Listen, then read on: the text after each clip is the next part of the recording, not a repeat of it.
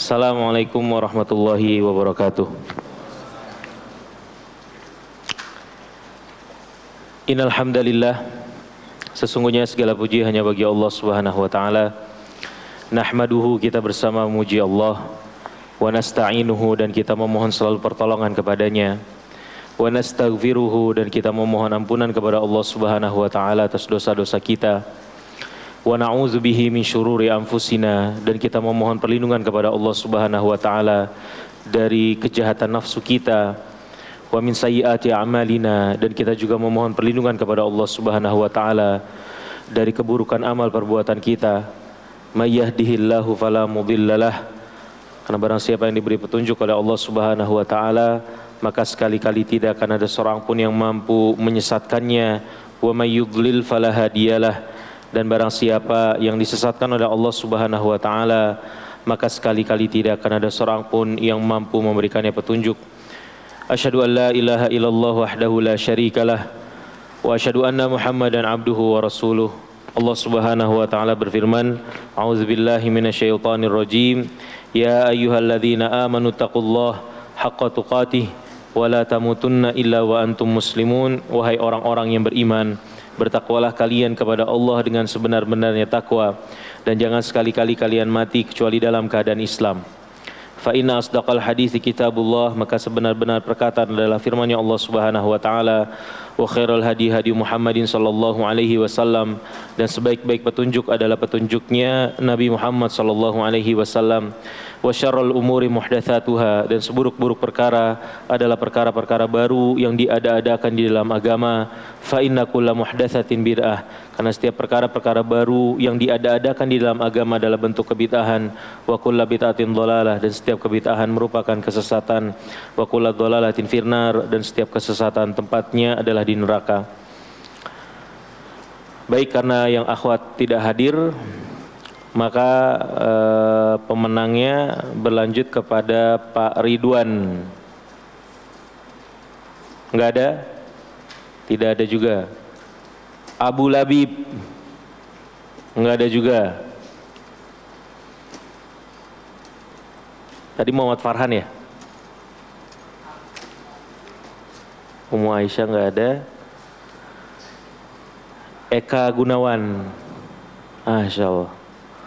Fadal.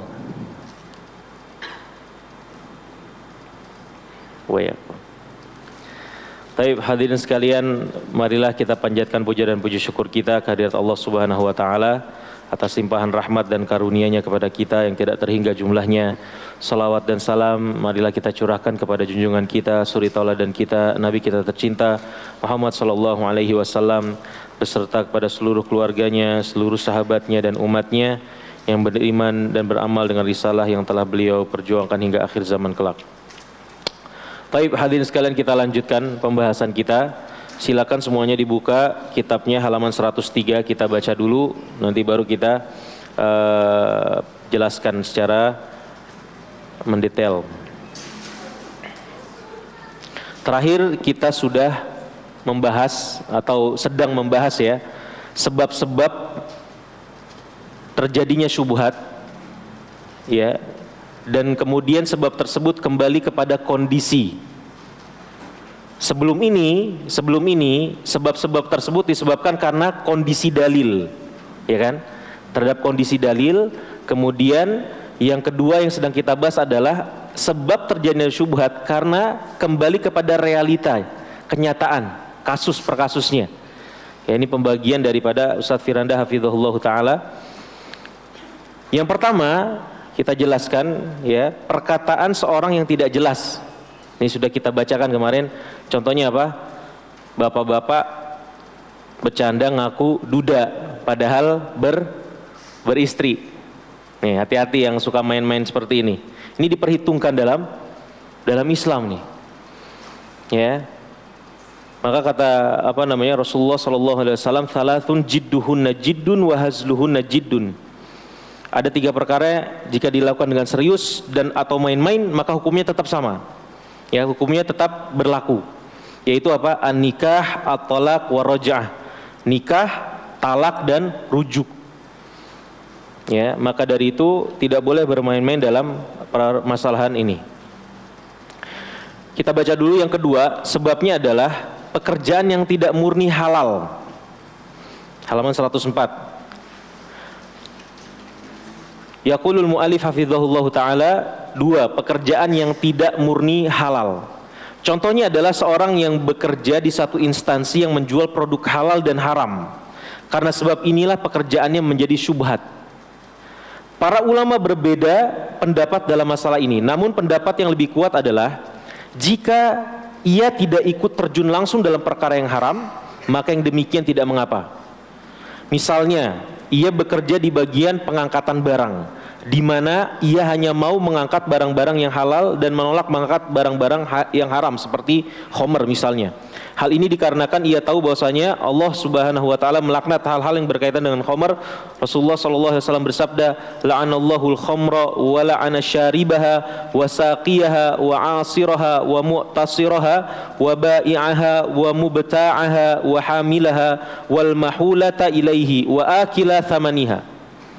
Semoga Allah melaknat khomer, peminumnya. Ya, yang berkaitan dengan khomer banyak yang kena imbasnya. Bukan hanya peminumnya saja, tetapi apa? Yang menuangkannya, kata Rasulullah, pemerasnya, orang yang meminta diperaskan, penjualnya, pembelinya, orang yang membawanya, orang yang dibawakan kepadanya dan yang memakan hasil jualnya. Banyak yang terkena dampaknya, sebagaimana riba juga seperti ini. Contoh lainnya adalah orang yang bekerja di bidang IT atau seorang notaris yang terkadang dia mengurusi akad-akad riba. Jika dia bisa menghindarinya, maka permasalahannya lebih mudah. Namun, bagaimana jika dia tidak bisa menghindarinya? Maka para ulama berbeda pendapat dalam masalah ini sehingga pekerjaan menjadi syubhat. Ya, artinya para ulama berbeda pendapat. Ada yang menghukumi itu haram, ada yang menghukumi halal. Jadi syubhat di antara keduanya. Kemudian kita baca dulu, ya nanti baru kita jelaskan. Ketiga, barang yang tidak jelas pemiliknya. Ya, ini salah satu penyebab terjadinya syubhat. Contohnya adalah seorang yang menemukan uang tercecer di ruang tamu rumahnya. Uang tersebut menjadi harta yang syubhat, apakah milik dia atau milik tamu yang pernah datang ke rumahnya. Namun terdapat hukum asal bahwasanya semua barang yang ada di rumah seorang, maka itu adalah miliknya. Ini ada kaidah dasarnya seperti itu. Semua yang ada di rumah kita itu punya kita. Tapi nanti berbenturan dengan permasalahan luqotoh, permasalahan yang namanya apa? Barang temuan. Nanti kita akan bahas sedikit. Yang keempat, undangan makan dari orang yang tidak jelas penghasilannya. Ya, contohnya seorang diundang makan oleh temannya yang bekerja di bank konvensional, namun ia juga memiliki pekerjaan lain yang halal, sehingga penghasilan temannya tersebut tercampur antara yang halal dan yang haram. Lalu bagaimana hukumnya? Para ulama berselisih pendapat, ya, mengenai hal ini kepada beberapa pendapat. Yang pertama, halal secara mutlak, meskipun seandainya seluruh penghasilannya berasal dari sesuatu yang haram. Hal ini dikarenakan yang haram itu adalah penghasilan dia. Adapun kepada kita, maka barang itu selagi berpindah dengan cara yang halal, maka dia halal untuk kita. Jadi sebagian ulama mengatakan ya halal-halal aja. Urusan dia dengan mata pencarian dia, urusan dia. Adapun yang dia berikan kepada kita, selama itu dia berikan dengan cara yang halal, maka tidak masalah. Pendapat pertama, enak Pak ya? Yang pertama ini, sering-sering bertamu nanti. Ditinjau dari harta yang mendominasi. Jika kebanyakan haram, maka haram. Jika kebanyakan halal, maka halal. Yang ketiga, boleh kita memakannya selama kita tidak bisa pastikan bahwa ini berasal dari hasil yang haram. Ini adalah pendapat yang lebih kuat menurut penulis. Baik, hadirin sekalian, itu 4 sebab-sebab terjadinya syubhat yang kembali kepada kondisi realitanya masing-masing. Yang perlu kita perhatikan di sini teman-teman sekalian, kita sedang membahas tentang perkara syubhat. Ya, perkara syubhat itu perkara yang halal tidak? Pak, perkara syubhat itu perkara yang halal tidak? Mana 7 tangan yang bilang perkara syubhat itu perkara halal? Hah? Perkara haram tidak? Hah? Setengah haram. Iya. Jadi ada kategori tersendiri ketika satu perkara tidak bisa ditentukan mana halal mana haram, makanya dibilang syubhat. Kalau dia dibilang halal, maka nggak perlu ada lagi kategori namanya syubhat. Karena dia tidak bisa dihukumi secara mutlak itu halal, pun dia juga tidak bisa dihukumi secara mutlak haram, maka ada syubhat. Nanti ada pembahasan yang Rasulullah sallallahu alaihi wasallam bilang, "Faman waqa'a fi syubhat waqa'a fil."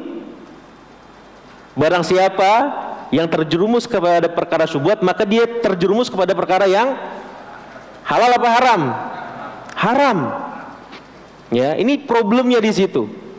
Karena Rasulullah SAW nanti kita akan bahas mengkategorikan orang-orang yang terjerumus ke dalam perkara syubhat, dia masuk ke dalam perkara yang haram, bukan perkara halal. Ya, jadi di sini saya mau mengingatkan satu hal, hadirin sekalian. Kita ini manusia, ya. Kita dihadirkan oleh Allah Subhanahu wa taala, diwujudkan kita punya eksistensi dunia ini, punya tujuan. Ya. Tujuannya buat apa? Buat apa, Pak? Beribadah. Dan Allah Subhanahu wa taala pasti akan menguji kita. Ya, pasti hidup di dunia ini pasti ada ujiannya. Besar kecilnya masing-masing orang itu akan berbeda. Tetapi pasti ada ujian. Makanya Allah Subhanahu wa taala bilang apa? Wala nabluwannakum bisyai'in minal khaufi wal ju'. Ya, wa naqsim minal amwali wal anfus, kehilangan harta, kehilangan orang-orang yang dicinta. Pasti akan ada satu masa siapapun itu pasti akan menemui ujiannya masing-masing. Ya, dan kalau kita kategorikan ya apa yang kita hadapi di dunia ini, teman-teman sekalian, ya paling berkutat antara harta sama keluarga, kan seperti itu. Mayoritas dari kita, Pak, coba kalau antum pikirkan ujian kita selama kita sepanjang hayat kita ini, ya paling banyak mayoritas berkutat di, kalau enggak uang ya keluarga, ekonomi, kalau enggak keluarga, kan seperti itu. Kehilangan orang dicintai, kemudian bisnisnya enggak lancar, bangkrut lah, segala macamnya, hanya berkutat di situ. Ya, pun kalau misalnya kita, dan ini sekali lagi teman-teman sekalian, ujian itu pasti ada. Ya. Dan kalau kita perhatikan di dalam Al-Qur'an, Allah Subhanahu wa taala banyak mengabadikan nama-nama orang-orang ya, mulia yang mereka menghadapi ujian. Dan kalau kita sandingkan atau bandingkan yang mereka rasakan, ujian mereka dengan kita, itu tidak se-ekstrim yang kita rasakan, itu enggak se-ekstrim mereka. Ya, itu luar biasa. Ya, yang namanya kehilangan hartanya orang-orang yang diabadikan sama Allah dalam Al-Qur'an dengan kehilangan harta kita, itu jauh luar biasa. Ya, tingkat standar kesulitan mereka sama-sama kehilangan harta, kita kehilangan harta, mereka juga kehilangan harta, tapi ya luar biasa. Contoh misalnya Nabi Ayub, ya kan, kehilangan harta, kehilangan anak, tapi coba ekstrim tidak? Ekstrim sekali dia. Seorang nabi yang juga seorang penguasa, dan kemudian dalam 3 hari ludes semua yang dia punya, yang dia nikmati, yang dia miliki habis, ya kan? Hartanya ludes, ya. Kemudian anak-anaknya dalam 1 hari tertimpa runtuhan rumahnya, meninggal semuanya. Anaknya 12 orang kalau tidak salah. Ya, kemudian terkena penyakit menahun sampai puluhan tahun. Ya kan? Makanya ketika Rasulullah SAW pernah ditanya, siapa orang yang paling berat ujiannya? Al-Anbiya. Ya, kata Rasulullah SAW apa? Para nabi yang banyak diuji dengan ujian-ujian yang berat. Ya, maka siapapun kita pasti akan kena ujian. Tetapi kalau kita beriman kepada Allah Subhanahu wa taala, ujian itu ya sudah. Ya, sebesar apapun selama itu tidak menimpa agama kita, din kita, itu kita masih beruntung. Makanya satu ketika kan Ibnu Hajar Al-Asqalani, seorang ulama besar. Ya, dia punya kisah, dan ini masyhur kisahnya. Dia sedang berjalan di pasar dengan baju, ya, orang penuntut ilmu, kemudian punya baju, salah satu sunnahnya kan pakai baju yang baik, yang bagus gitu kan, rapi, ya, Ibnu Hajar. Kemudian di situ di pasar itu ada orang Yahudi, ya, orang Yahudi penjual minyak kotor, ya, kemudian ya nggak bersih lah dibandingkan dengan penampilannya Ibnu Hajar itu jauh rapi Ibnu Hajar. Maka orang Yahudi itu bilang, ya wahai Syekh, bukankah ya Nabi Anda pernah bilang dunia ini bagaikan apa? Bagaikan penjaranya orang beriman, tetapi Kemudian surganya bagi orang-orang kafir. Orang Yahudi itu bilang, menyindir, ini apa gimana? Dibilang apa penjara, Anda seperti ini keadaannya luar biasa rapi, pakai baju bagus dan segala macamnya. Ya, sementara dia nih orang Yahudi lagi apa susah payah di pasar kotor-kotoran, cari nafkah seperti itu. Maka lihat apa jawaban Ibnu Hajar al-Asqalani, hadirin sekalian. Kata beliau, yang aku rasakan sekarang nih, yang aku punya sekarang, jika dibandingkan dengan apa yang nanti akan Robku berikan di surga, ini apa? Penjara ini, penjara ini. Kemewahan apapun di dunia semewah-mewahnya, kalau dibandingkan dengan kemewahan yang Allah berikan di surga, ada bandingannya nggak Pak? Nggak akan ada bandingannya. Maka penjara seperti penjara dunia itu. Dan yang kamu nih rasakan sekarang, dia bilang ke orang Yahudi itu, yang kamu rasakan sekarang nih, susah payah seperti ini, ya, banting tulang, bau di pasar, jika dibandingkan dengan tempatmu nanti di mana? Neraka jahanam, itu surga. Ya, itu surga. Maka apa riwayat yang disebutkan itu, orang Yahudi itu masuk Islam. Takut. Maka hadirin sekalian, sepahit apapun kehidupan ini, ya, sebesar apapun cobaan ujian yang ditimpakan Allah Subhanahu wa taala kepada kita, maka ada 3 yang perlu antum perhatikan. Ya, kita lagi belajar syubhat nih. Dan ketika kita nggak bisa menyadari konsekuensi dari harta haram, perkara syubhat, perkara haram, ya kita nggak akan, kalau nggak paham masalah ini, ya sudah, mau syubhat mau haram dihajar aja, apalagi di zaman sekarang, ya kan? Rasulullah SAW juga pernah bilang, ya, bahwa la ya'tiyanna 'alan nasi zamanun la yubalil mar'u min aina akhadha al-mal. Ya, nanti akan datang satu masa di mana di masa tersebut orang-orang manusia itu udah nggak peduli lagi dari mana dia dapetin harta, apakah dari jalan yang halal, apakah dari jalan yang haram.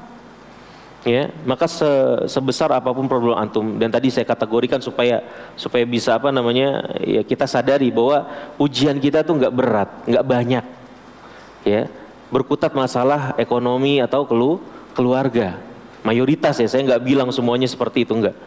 Tapi apapun itu ujiannya, yang pertama yang harus kita perhatikan adalah kesabaran. Harus sabar, ya kan? Harus sabar. Dan ketika Allah berikan ujian, Allah sudah pastikan bahwa kita pasti bisa memikulnya. La yukallifullahu nafsan illa wus'aha. Allah tidak akan membebankan kepada kita kecuali sesuatu yang kita bisa memikulnya. Yang kedua apa? Luzumul haq. Apapun ujiannya kita tetap bertahan di atas kebenaran. Jangan kemudian musibah ujian yang kita hadapi membuat kita keluar dari kebenaran, nggak rugi, ya, rugi kita. Kita menganggap misalnya musibah tersebut kerugian, kalau kita keluar dari kebenaran akibat musibah tersebut berarti kerugian di atas kerugian. Yang ketiga, al-hadar mimma haramallah.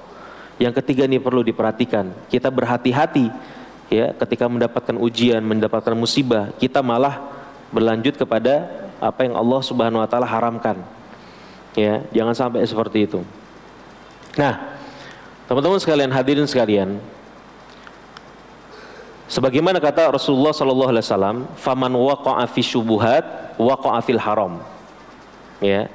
Kan syubhat itu enggak mutlak haram, enggak mutlak juga halal. Tetapi kenapa Rasulullah sallallahu alaihi wasallam mengatakan barang siapa yang terjatuh kepada perkara syubhat, maka dia terjatuh kepada perkara yang haram. Penjelasan ulama ada 2 di sini. Ya, penjelasan ulama ada 2.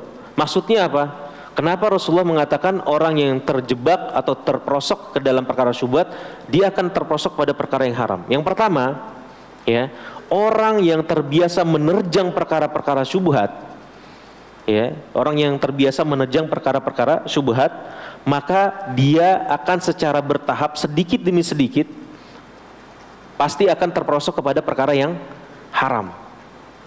Ya, dia biasa menerjang syubhat, maka sedikit demi sedikit dengan proses yang panjang ataupun pendek, dia pasti akan masuk ke dalam perkara yang haram. Itu kata para ulama. Yang kedua, di dalam perkara syubhat itu, karena tadi, ya, tidak mutlak halal, tidak mutlak haram.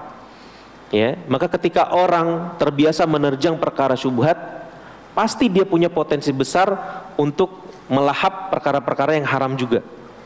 ya kan? Karena syubhat itu kan antara halal sama haram. Ya, ketika orang terbiasa menerjang perkara syubhat, maka sudah pasti dia berpotensi untuk melakukan yang haram di dalamnya. Makanya kata Rasulullah SAW, barang siapa terperosok ke dalam perkara syubhat, maka dia terperosok ke dalam perkara yang haram. Nah, yang perlu kita perhatikan hadirin sekalian di sini, perkara-perkara haram itu punya konsekuensi. Jangan disangka perkara-perkara haram yang kita lakukan itu nggak punya konsekuensi. Ya. Bahkan di dunia, di akhirat sudah pasti. Ketika orang makan makanan yang haram, ya, kemudian menerjang perkara-perkara yang haram, ada konsekuensinya di akhirat. Di dunia pun ada. Ya, di dunia pun ada. Maka salah satu dalilnya konsekuensi dari perkara-perkara haram ini, ya, doa nggak diterima. Yang pertama apa? Doa nggak diterima. Kita sebagai seorang muslim yang baik, seorang yang beriman, itu akan selalu meminta pertolongan kepada Allah Subhanahu wa taala. Kita sholat, itu kan sholat isinya doa sama Allah Subhanahu wa taala. Ya kan? Kita mau hajat segala macamnya, kita berdoa sama Allah Subhanahu wa taala. Dan kalau kita menerjang hal-hal yang haram, konsekuensi sebagaimana kata Rasulullah SAW, ya, konsekuensinya adalah doa-doa kita nggak diterima sama Allah Subhanahu wa taala. Contohnya kata Rasulullah SAW di dalam hadis riwayat Imam Muslim, innallaha thayyibun la yaqbalu illa thayyiban. Allah itu maha baik dan tidak menerima kecuali yang baik. Kemudian kata Ibunda Aisyah, ya, perawi hadis ini, summa dzakara rajula yutilu safara, dan kemudian Rasulullah menceritakan kisah seorang pria yang kemudian dia dalam kondisi safar, perjalanan sangat jauh, asy'atha akbara, dan kemudian dia sudah kelelahan, perbekalannya sudah habis, dan kemudian kepalanya sudah berdebu karena sudah kepayahan dia, ya. Dan kemudian dia mengatakan harapan satu-satunya adalah berdoa kepada Allah Subhanahu wa taala. Enggak ada yang bisa menolong dia di situ. Maka dia angkat tangannya, ya Rabbi, wahai Rabb, tolong aku, wahai Allah, tolong aku. Kemudian apa kata Rasulullah sallallahu alaihi wasallam, wa mat'amuhu haram wa mashrabuhu haram wa ghudhiya bil haram fa ana yustajabulah. Ya, akan tetapi makanannya dari yang haram, minumannya haram, dia mata pencahariannya haram, fa anna yustajabulah, kata Rasulullah, fa anna yustajabulah. Bagaimana orang ini bisa diterima doanya? Ini perkara, Pak. Ya, jangan sampai kita mengambil konsekuensi seperti ini dengan harta haram. Artinya kita lebih mendahulukan harta haram sementara nanti kita mendapatkan konsekuensi seperti ini. Ya. Dan kemudian kata dalam sebuah riwayat juga, ya, Abu Sa'id Al-Khudri kalau tidak salah, atau Sa'ad bin Abi Waqqas, ya. Sa'ad bin Abi Waqqas. Ya, dia pernah meminta kepada Rasulullah SAW, yang intinya apa? Sa'ad bin Abi Waqqas meminta kepada Rasulullah SAW, ya Rasulullah, doakan saya supaya doa saya mustajab. Ya, supaya doa saya mustajab. Ini permintaan sahabat yang cerdas. Ya Rasulullah, tolong doakan kepada Allah supaya doa-doa saya itu mustajab. Maka apa jawaban Rasulullah SAW? Atib mata'amaka tujab da'watuk. Ya, kata Rasulullah SAW, Rasulullah enggak langsung mengangkat tangan kemudian berdoa, ya Allah, semoga doa-doanya Sa'ad bin Abi Waqqas diterima oleh engkau, mustajab semuanya. Enggak, tapi kata Rasulullah, wahai Sa'ad, perbaiki, ya, pastikan makananmu itu baik. Artinya makanan yang masuk ke dalam tubuhmu halal. Baik itu zatnya atau baik itu dari sumbernya, ya. Kata Rasulullah, perbaiki, ya, pastikan bahwa harta yang kamu makan itu adalah halal, maka doamu akan mustajab.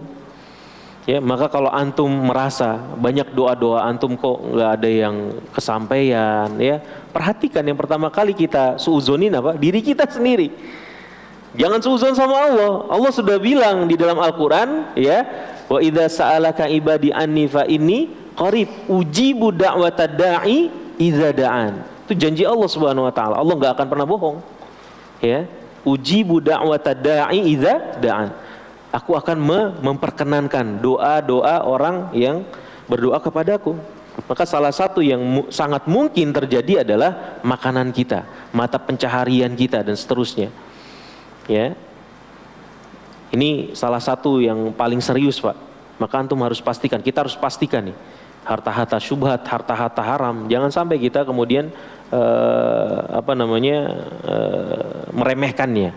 Yang kedua, ya, konsekuensi dari harta haram itu apa? Keberkahan dicabut. Ya, keberkahan dicabut. Kata Rasulullah sallallahu alaihi wasallam, "Man ya'khudhu malan bihaqqihi yubaraku lahu fihi wa man ya'khudhuhu bighairi haqqihi la yubaraku lahu fihi. Wa kana kalladzi ya'kul wa la yashba." Kata Rasulullah. Mengerikan. Ya, kata Rasulullah sallallahu alaihi wasallam, barang siapa yang mengambil harta dari cara yang halal, ya, dari jalur yang halal, maka dia akan diberkahi hartanya itu. Diberkahi oleh Allah Subhanahu wa taala. Ya, dan barang siapa yang mengambil harta dari jalur yang haram, konsekuensinya apa? Tidak diberi keberkahan oleh Allah Subhanahu wa taala. Akibatnya apa? Kalladzi ya'kul wa la yashba. Bagikan seorang yang makan dan kemudian enggak kenyang-kenyang. Keberkahannya ditarik. Ya kan? Maka kita bisa banyak melihat, Pak, hadirin sekalian, orang yang gajinya mungkin di bawah UMR tapi luar biasa bahagianya, kehidupannya luar biasa bahagia, ya, nggak ada guratan kesedihan, enak-enak aja hidupnya, ya, ngaji di Asuna dengan penuh keceriaan bersama anak istrinya, ya kan? Banyak orang yang muka banyak utang nih, tapi hidupnya bahagia gitu kan. Tapi banyak orang-orang, hadirin sekalian, orang-orang yang secara ekonomi kalau kita perhatikan, ekonomi luar biasa, sudah banyak duitnya, tetapi nggak pernah puas, ya, tetap aja kemudian terobsesi untuk mendapatkan lebih banyak, ya. Aneh juga para koruptor ya, Pak.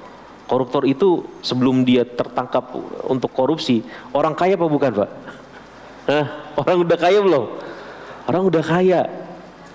Ya mungkin kalau dia belanjain hartanya satu hari 100 juta itu nggak akan habis tuh sampai dia mati. Ya, tetapi selalu seperti itu. Kenapa? Keberkahan. Keberkahannya ditarik. Dia nggak merasa puas, nggak pernah merasa puas. Ya, hartanya sudah miliaran, ratusan miliar, tapi terobsesi, ya, punya duit misalnya 270 triliun. Padahal dia sudah punya ratusan miliar. Ya, kalau dihitung-hitung sampai dia wafat usia 80 mungkin gak akan habis itu harta, tapi tetap aja. Karena apa? Keberkahan. Ya, keberkahannya dicabut oleh Allah Subhanahu wa taala. Hati-hati. Pak, kita bisa ngatur sirkulasi pengeluaran kita, pendapatan kita bisa ngatur, tetapi yang namanya hati, Pak, ya, namanya obsesi segala macamnya itu kan kadang di luar nalar kita. Kita nggak tahu kenapa kita terobsesi sama harta ini, kita nggak terobsesi sama sesuatu perkara ini, nggak ada yang ngatur. Itu masalah hati, ya. Maka salah satu cara dari Rasulullah SAW kita diwanti-wanti makanannya, ya, harta yang masuk ke dalam tubuh kita pastikan, ya. Jangan sampai kita terobsesi kepada sesuatu yang ternyata adalah haram. Karena apa? Makanan kita dipengaruhi oleh yang masuk ke dalam tubuh kita. Kemudian diantaranya adalah sedekah nggak diterima. Konsekuensi dari harta haram. Kita mau sedekah nggak akan diterima. Ya, di antara dalilnya innallaha thayyibun la yaqbalu illa thayyiban. Allah Maha baik, ya, tidak akan menerima kecuali yang baik.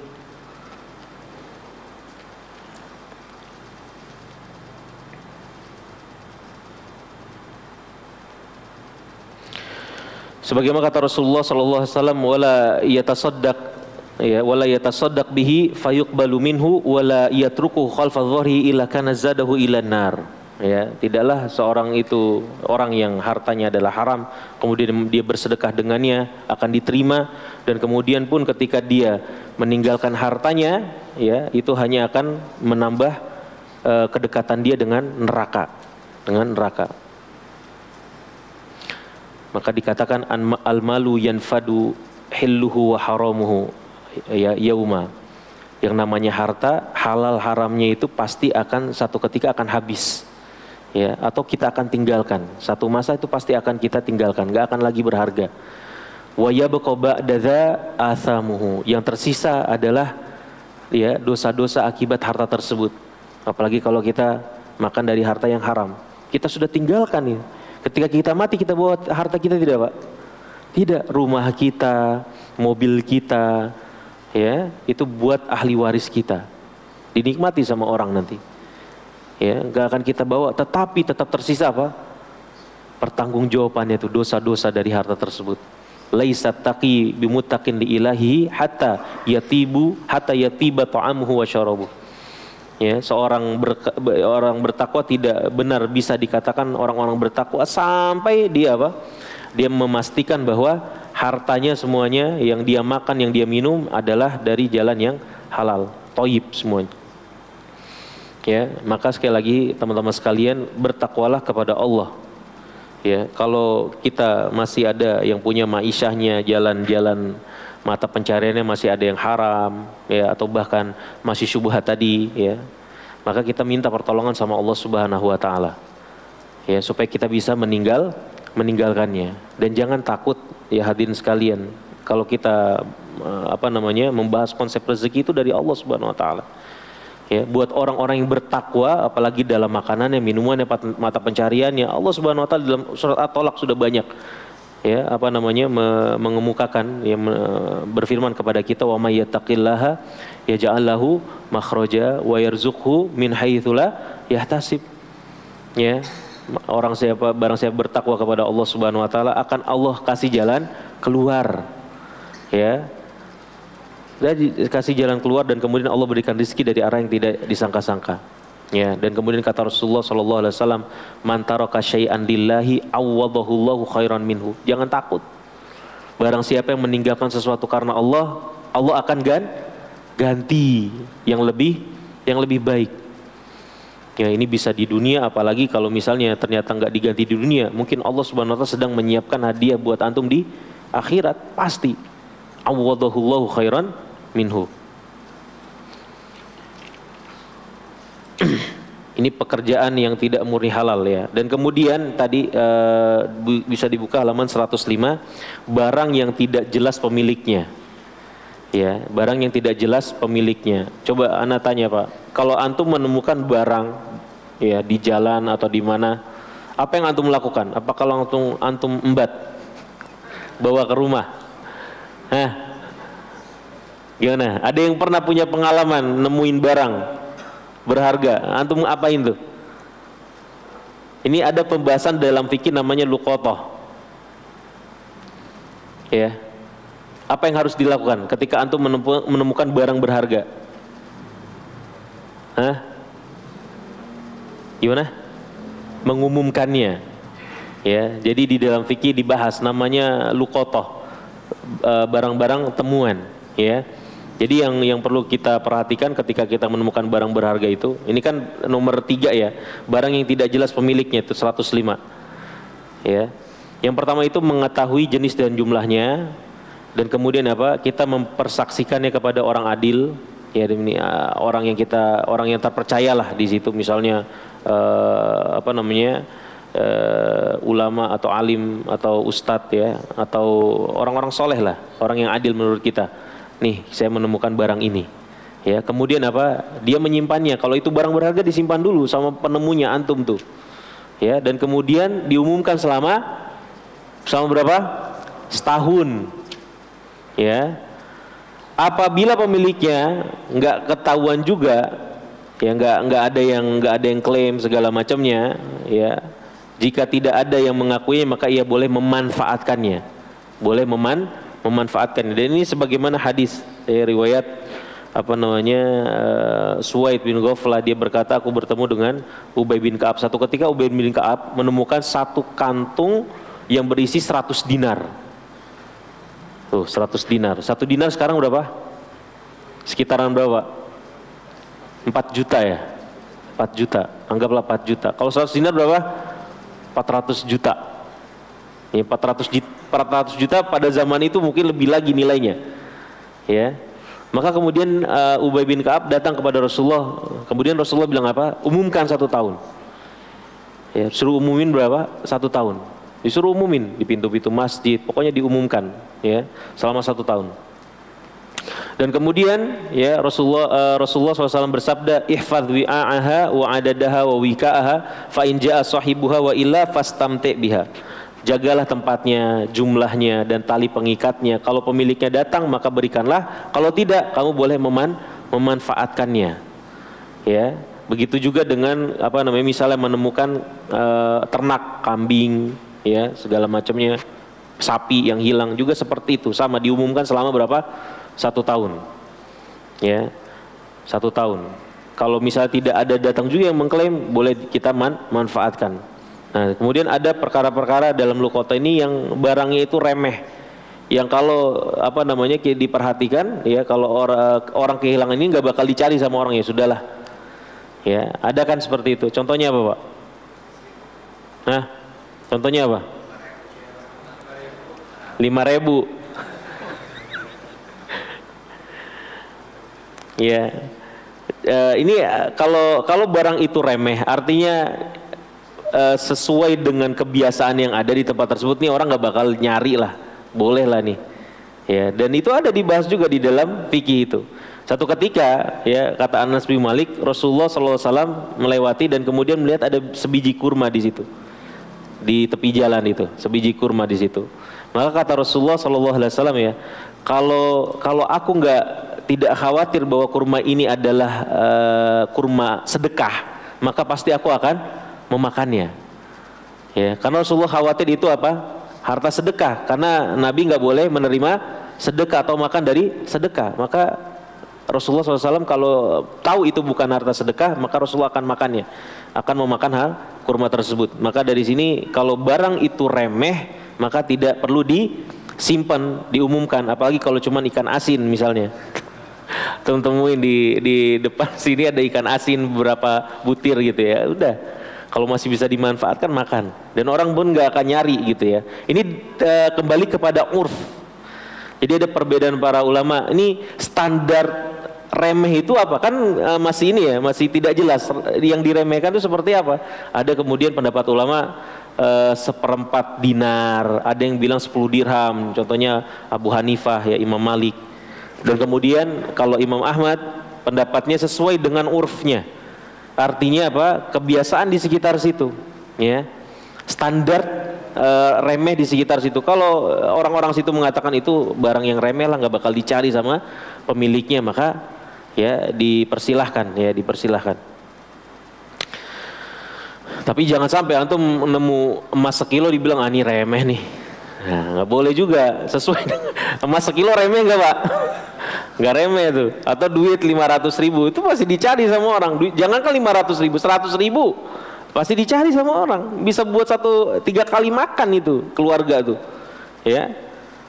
Maka disesuaikan. Kalau dapat 100.000 diumumkan, ya, atau diserahkan misalnya ke mana, takmir atau di sekitaran masjid sini, ya, tempat antum menemukannya diserahkan kepada orang yang berada di situ. Nah, lanjut ke nomor 4 tadi, undangan makan dari orang yang tidak jelas penghasilannya. Ini kita baca saja, kita detailnya langsung merujuk kepada kitab. Contohnya seorang diundang makan oleh temannya tadi, namun temannya ini, ya, ada dia penghasilan yang haram, ada penghasilan yang halal. Maka ulama berselisih pendapat. Yang pertama halal secara mutlak, ya, karena tadi urusan dia dengan cari harta dari dia itu satu perkara, urusan dia memberi makan kepada kita perkara yang berbeda. Jadi halal-halal aja selama dia memberikannya dengan yang halal. Artinya yang diberikan kepada kita makanan halal, ya.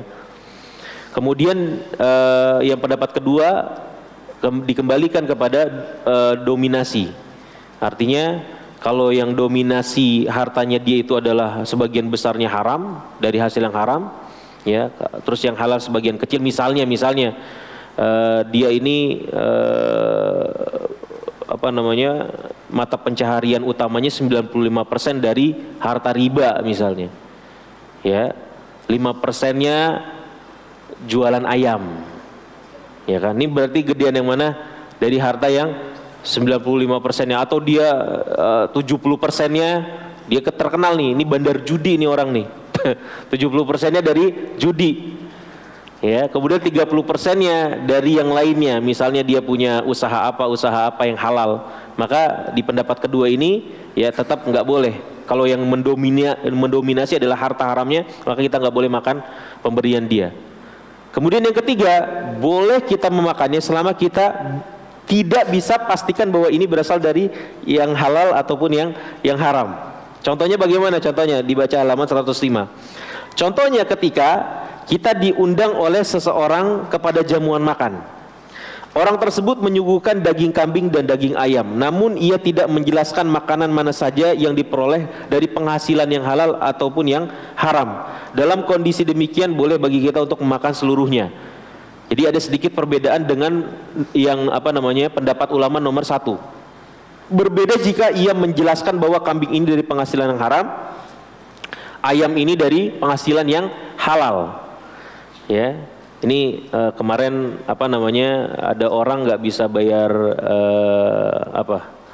tagihan riba misalnya, dia ngasih kambing, dipotong sama dia, disembelih, dikasih gini ke kita dari harta haramnya.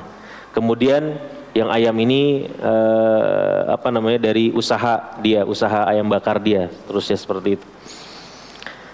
Maka kalau bisa dipastikan ya keduanya seperti ini, maka dalam kondisi seperti ini kita hanya boleh memakan yang halal. Kita tahu ini dari yang halalnya. Ya, seperti itu.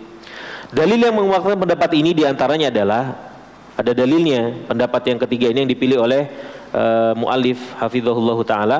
Dalil yang menguatkan pendapat ini diantaranya adalah Rasulullah SAW pernah menerima hadiah daging dari seorang wanita Yahudi.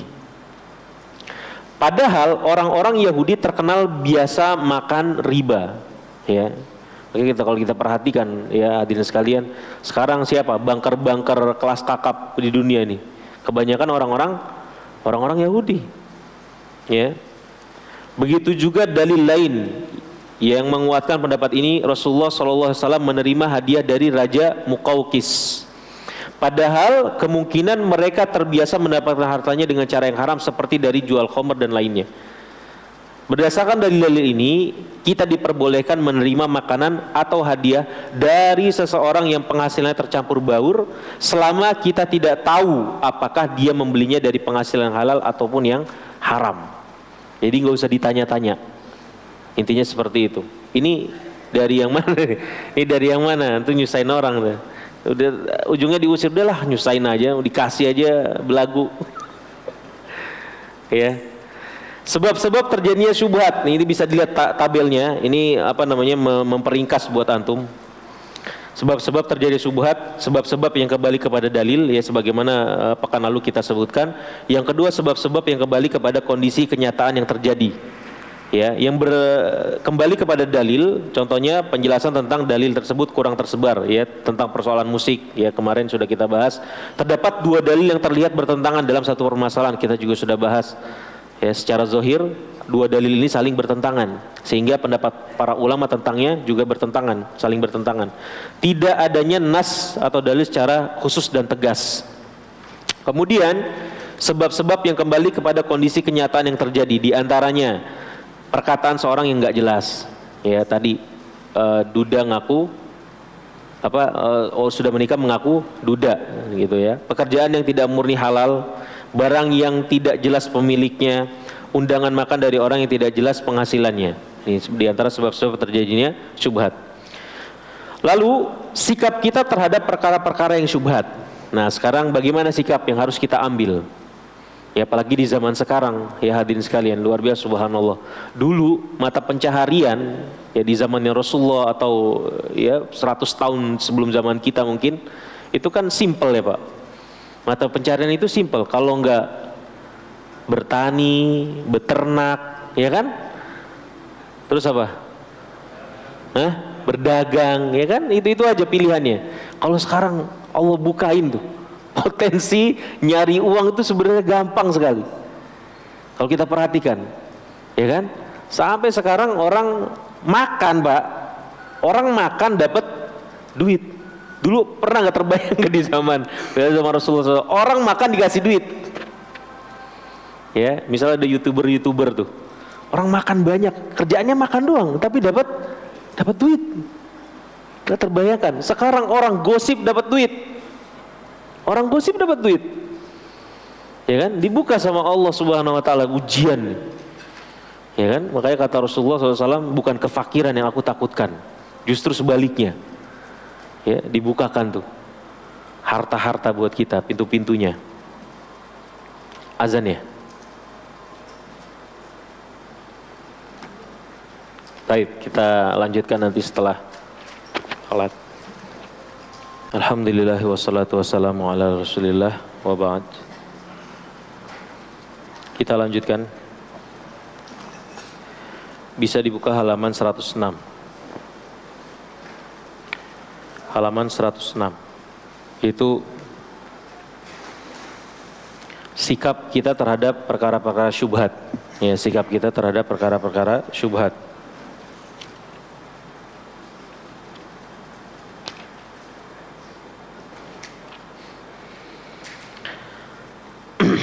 Perkara-perkara syubhat ada dua kemungkinan. Perkara syubhat ada dua kemungkinan. Pertama, kita mengetahui hukumnya dengan jelas. Kedua, kita tidak mengetahui hukumnya. Ya, perkara syubhat yang kita tahu hukumnya dengan jelas. Yang kedua, kita tidak mengetahui hukumnya. Bagaimana dengan perkara-perkara syubhat yang kita mengetahui dengan jelas hukumnya? Dalam kondisi ini maka hendaknya kita menyikapinya berdasarkan ilmu yang kita miliki. Contoh, sholat berjamaah dengan shaf berjarak selama masa pandemi. Dulu pernah seperti itu kan? Jika kita memiliki ilmu tentang bolehnya sholat berjamaah dengan shaf berjarak, maka hendaknya kita kerjakan. Kalau yang ilmu sampai kepada antum dan antum pegang itu, ya boleh, ya sholat dalam keadaan shaf berjarak seperti itu nggak masalah, ya dilakukan. Ataupun sebaliknya, ketika antum sampai kepada kesimpulan dari ilmu yang antum dapatkan, kemudian nggak sah misalnya sholat seperti itu, ya kerjakan. Jadi kita kerjakan sesuai dengan keilmuan yang kita sampai kepadanya. Kemudian yang kedua, kita tidak mengetahui hukumnya.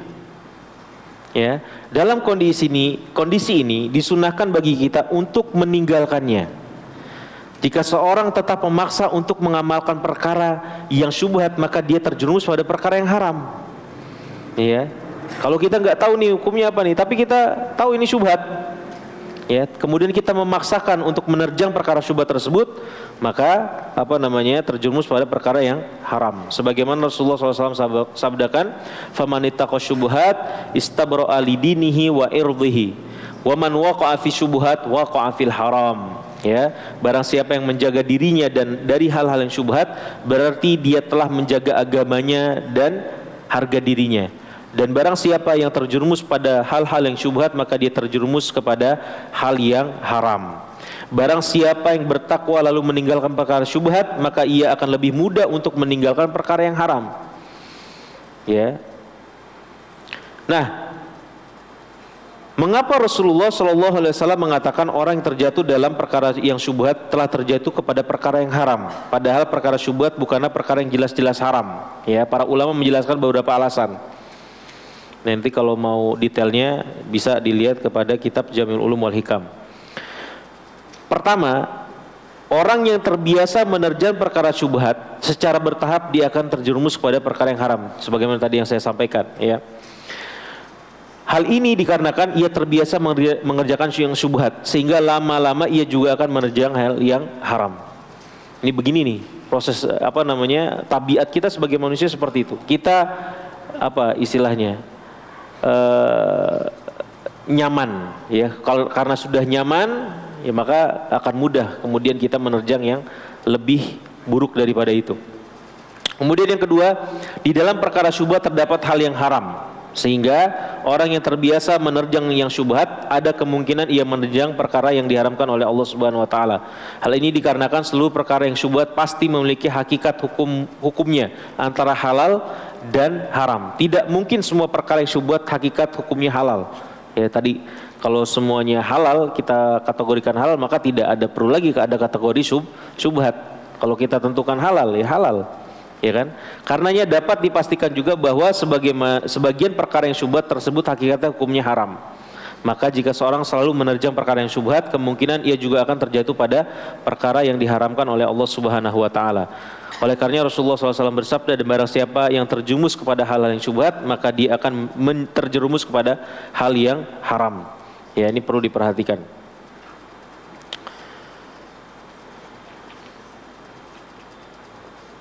Taib, ada bagian di situ yang menyederhanakan buat antum semua. Kenapa Rasulullah mengatakan orang yang terjerumus ke dalam perkara syubhat dia akan terjerumus kepada perkara yang haram?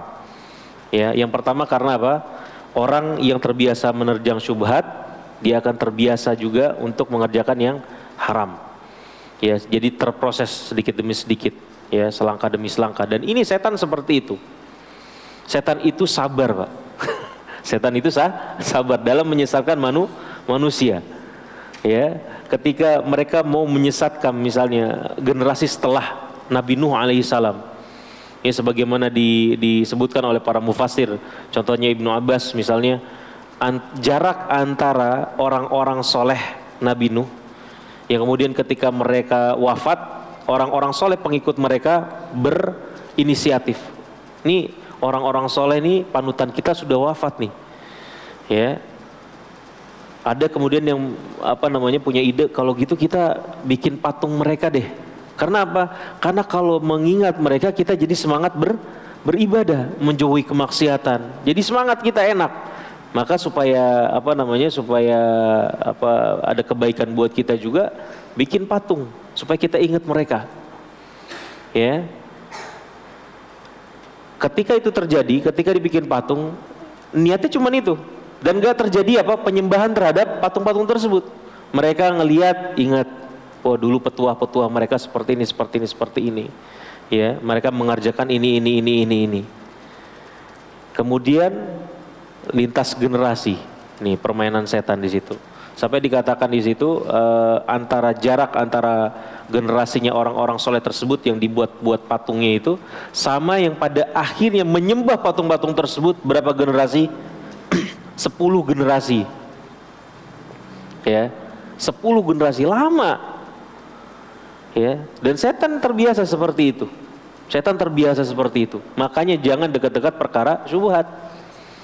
Ya, di zaman sekarang kita mudah sekali bermudah-mudahan dalam perkara-perkara yang gak jelas, ya, dan itu salah satu pintu yang akan membinasakan kita.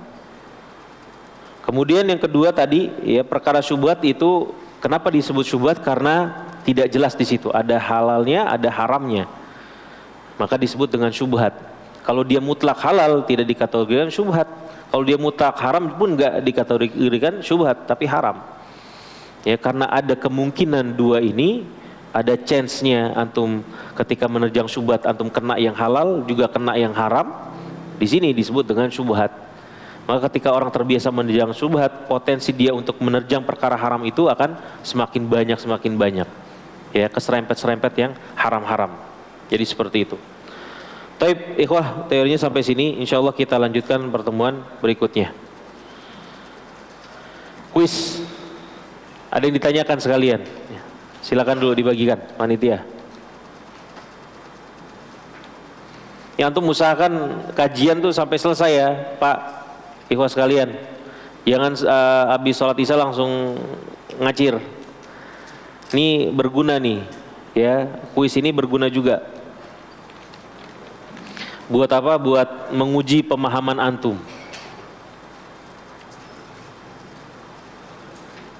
Gimana?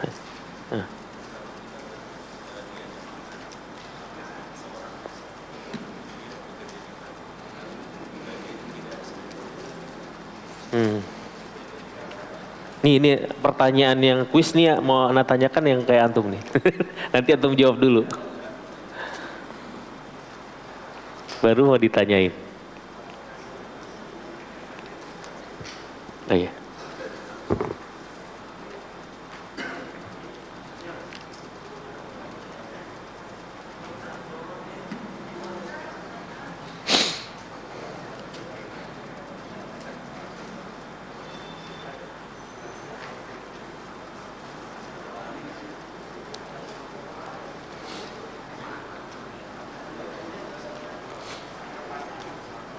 Ya, kalau ada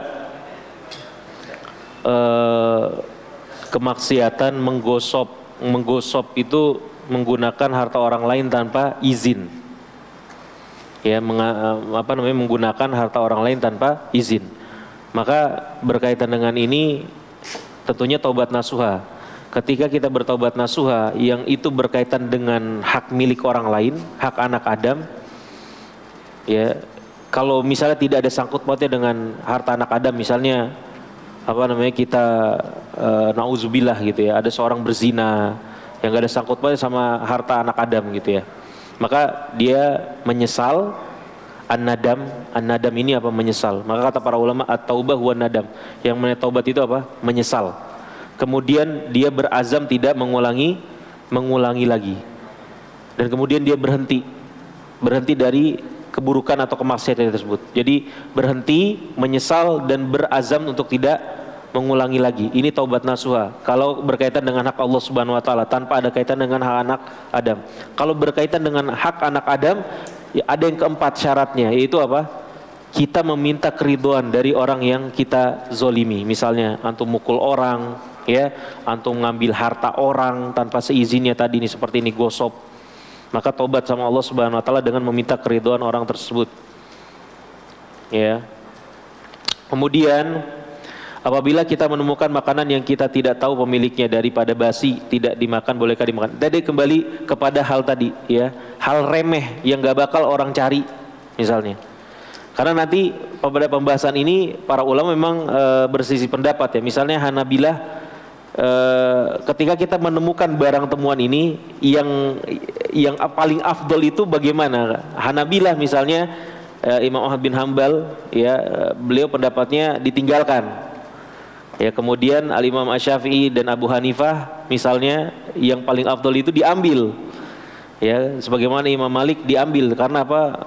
Itu memanfaatkan atau memanfaatkan hal sehingga tidak mubazir atau seterusnya gitu, seperti itu. Tapi insya Allah kalau barang itu remeh ya artinya tidak bakal dicari, apalagi hal makanan yang kalau ditinggal bakalan basi ya sudah.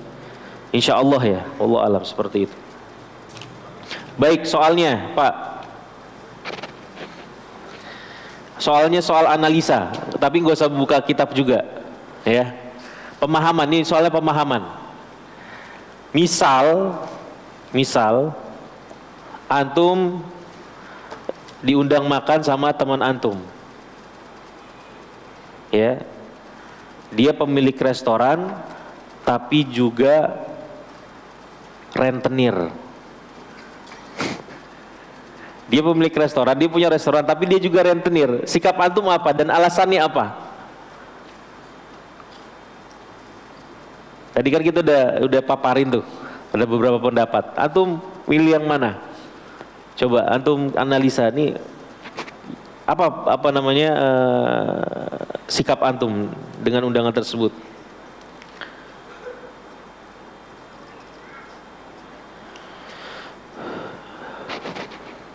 Ya, bagaimana cara bertobat bagi manusia yang sering melakukan perkara haram, sedangkan doanya tertolak?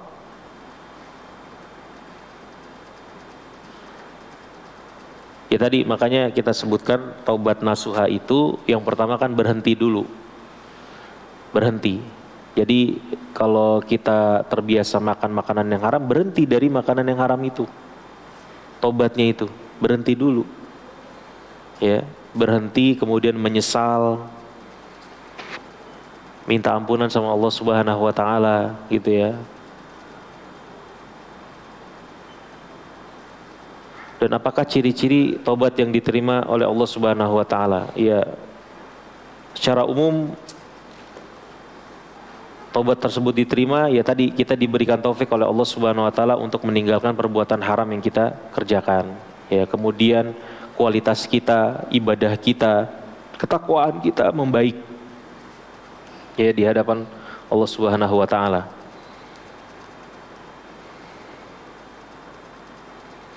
Jadi kata para ulama, al-mudawamatu 'ala ta'ati min a'zamil barahin 'alal qabul. Ketika seseorang itu ya dia istiqomah atau continue di atas ketaatan, maka itu salah satu tanda bahwa amalannya diterima. Ya, amalannya diterima. Maka salah satu barometer atau ciri orang tobatnya diterima setelah dia bertobat, ya agamanya semakin baik. Dia menjauh dari yang diharamkan oleh Allah Subhanahu wa taala, salatnya semakin baik, ngajinya semakin rajin. Ya, akhlak dia semakin baik kepada istrinya, kepada anaknya, kepada orang sekitarnya, kepada teman-temannya. Semakin baik, itu ciri ya taubat diterima.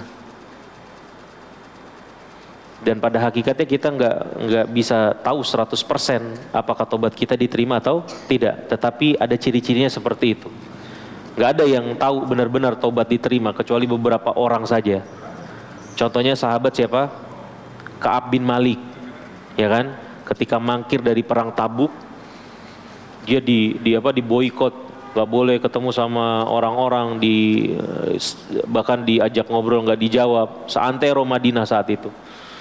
Ya, berpuluh-puluh hari, pada akhirnya kemudian datang ya kabar dari langit bahwa Allah Subhanahu wa taala menerima taubatnya. Gak ada yang benar-benar tahu amalan sholat itu diterima, gak ada.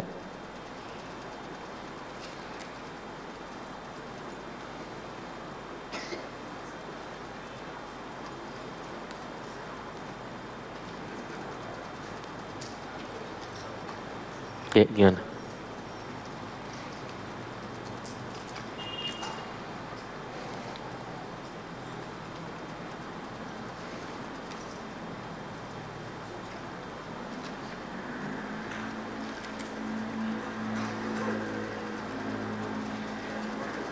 Ya.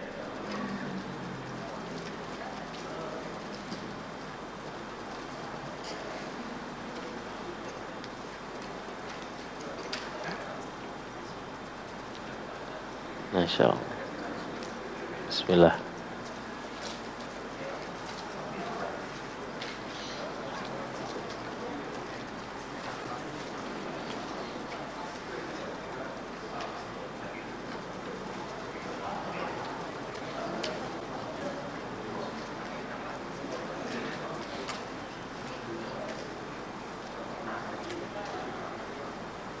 Ya. Ya. Berapa?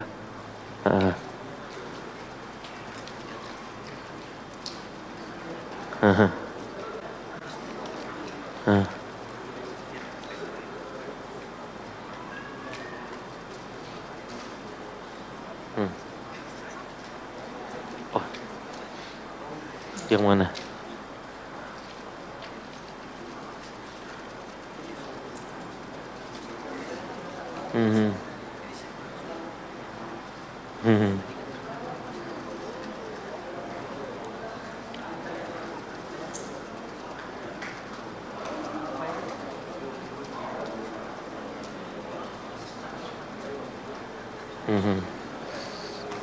Nanti di setelah ini tadi.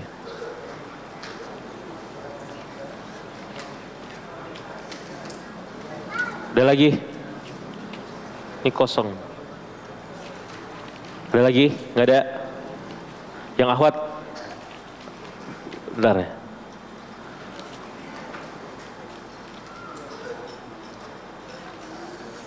Coba.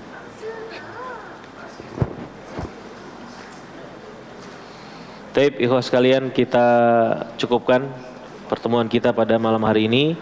InsyaAllah kita lanjutkan pada pertemuan berikutnya. Taib. Alhamdulillahirabbil alamin. Subhanakallahumma bihamdik asyhadu an la ilaha illa anta astaghfiruka wa atubu ilaik. Assalamualaikum warahmatullahi wabarakatuh.